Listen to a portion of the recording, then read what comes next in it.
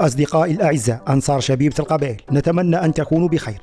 اليوم نقدم لكم فيديو جديد مليئا بالمحتوى الذي يهمكم ويعكس شغفنا بفريقنا.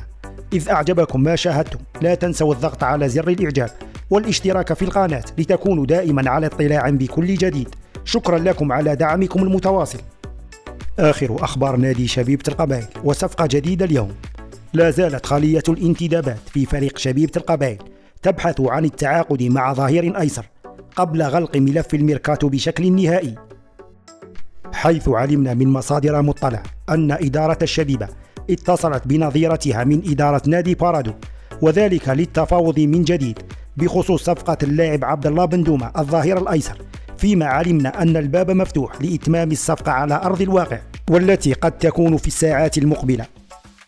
أنصار شبيبة القبائل، إذا استمتعتم بمحتوى الفيديو لا تنسوا الإعجاب به والاشتراك في القناة لدعمنا ومتابعة كل جديد. شكرا لكم على دعمكم المتواصل.